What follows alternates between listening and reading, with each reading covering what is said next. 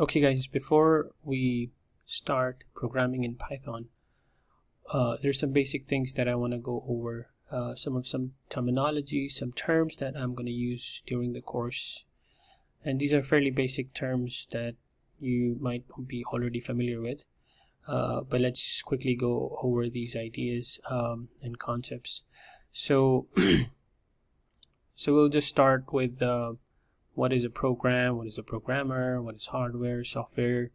If you know these concepts, you can go to the last part of this lecture. And we'll just briefly talk about how a computer stores data and how a program works.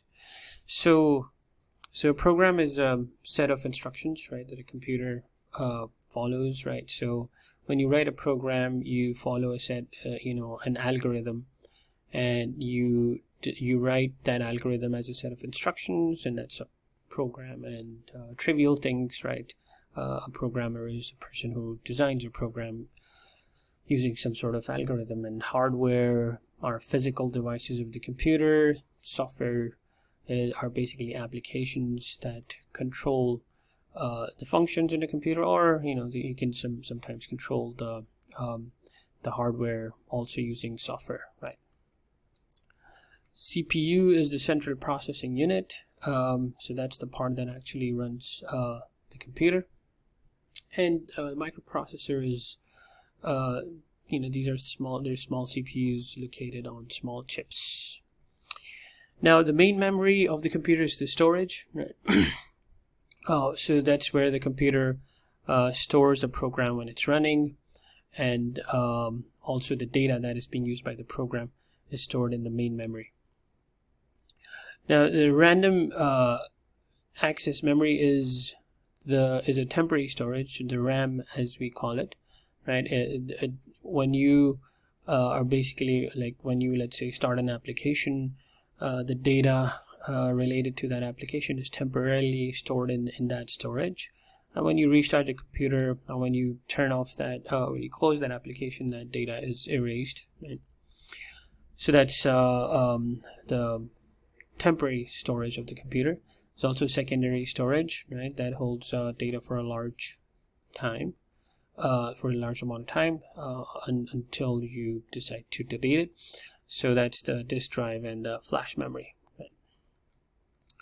Now, a bit more interesting thing is how computer stores data, right? And computer understands the language of zeros and ones, right?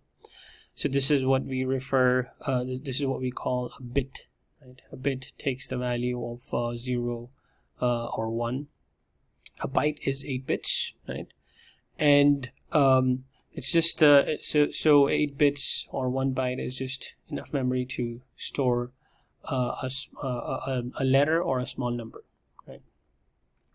And these are stored as patterns of ones and zeros, as we'll see on the next slide. Here's an example. So computer again use binary numbers, right? So these combinations of ones and zeros to store data, and it works the following way. The position of digit j is assigned the value 2j minus 1, 2 to the j minus 1. So what does that mean? So let's say that you have a number in the binary system, 101, right? What is the representation of this number in the decimal system? So the decimal system is the system that we use from numbers from 0 to 10, let's say. So now how do we convert this? Is that, so this is digit at position 1. So you start from the right. This is 2, this is 3, right? So this digit, right, is assigned the value 2j minus 1. So this is digit, this is 3 minus 1, right? This is 2 minus 1. This is 1 minus 1, right? So then this is equal to 4 plus 0 plus 1, right? So which is 5. So this is the representation of number 5. So in other words, the number 5 in our decimal system is 101 in the binary system. And so this is how you can convert, and this is it's straightforward. You can convert any number from binary to decimal or vice versa. So how are characters stored? So there is so when you have characters, right, there is a system of coding called the ASCII coding scheme, right? They're converted to numeric code that are stored in the memory, and we'll briefly talk about the coding scheme, this coding scheme later on in the course. So let's look at how a program is executed, like a brief look at that. So when you run a program, the program is copied from the secondary memory, like the hard drive, for instance, to the random access memory, to the RAM, and then so this is, let's say, your code, and it is then it's then transferred to the CPU, the central processing unit. And then the instructions are decoded, and the CPU performs the operations that are listed in the program. So that's just a brief overview of how the program execution works. So what are high-level languages? So there's a term called low-level language, right? So we human beings can understand, if we can understand anything that we refer to as a high-level language. A low-level language is the machine language, like the language of zeros and ones. So that's just a term I wanted to define. So there is a compiler, right? What is the difference between a compiler and an interpreter? When you write a program, you write it in a high-level language, right? It's a language that we can read. But computers don't understand that language, so that program has to be converted into machine language, so that the program can be executed. So compiler basically translates that high-level language into a low-level language, which the machine can understand. So what a compiler does, so like, for example, languages like Fortran, right, an old language, it uses a compiler. It first compiles a program. It creates an object file. That object file can then be converted into an executable file. The object file has the program translated into machine language. But Python uses an interpreter. So the interpreter basically is a bit different from the compiler in the sense that it interprets one instruction at a time. So in Python, for example, you can select, so some IDEs let you do that. You can select a line of code and then execute it. Instead of converting the whole program into machine language or low-level language, it basically converts one instruction at a time. A problem or a problem with that is it slows the execution down, right? It can slow it down, but the benefit is debugging is useful. You can easily do debugging by checking each instruction. If your program has errors, you can go to a particular line and fix that particular error and run it to see whether you fixed it or not. And so here's the overall picture of how this works. So this is, let's say, your high level language. This is the Python part. You write something, and then the interpreter converts it into machine language instruction and feeds it to the CPU. And so this process goes on, and again, the difference is that each line of instruction is executed individually. Now there is something that you'll see a lot when you run programs. Hopefully not, but this always comes up when you type something wrong. Let's say instead of print, right, you type in like you forget, let's say, the n, right? So you get a syntax error, right?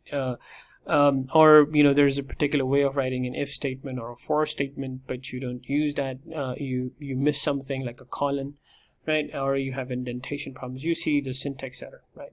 Syntax are the rules that a language follows, and you have to follow those rules in order to make sure that your program is error-free. Now, when you run a Python, right, it has to be installed, right? I'm going to post a separate video, which we're going to go through the installation. Quickly go through the installation process of the IDE that we're going to use. So and we'll see that you can use the Python interpreter in two different modes: an interactive mode and a script mode. The interactive mode is the console. The script mode is basically a script that you can write and save, which will be more clear when we go through the IDE that we're going to use.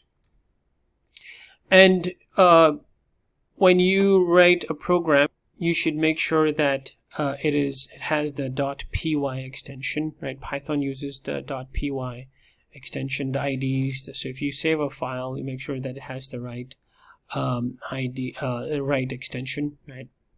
And again, this is where the script mode is going to be used. When you use the interactive mode, you don't save a program, but the script mode, you save the program as a .py file. IDLE is basically the environment, right? Is the software or the application that we're going to use to run Python. And so there are a lot of IDEs. I have used PyCharm in my previous classes. PyCharm is a bit heavy. Its download is around 300 megabytes.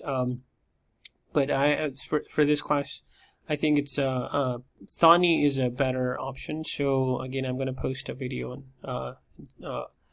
on instructions how to install it, but it's easy. You can Google it and install it on your own if you want, and make sure you have installed Python before you install Thonny. So because we're going to do a lot of programming, so right, like a big overall picture, right? When you write a program, right, when you first you think about the algorithm, right? An algorithm is again a set of your plan, right, on how to solve a problem, right?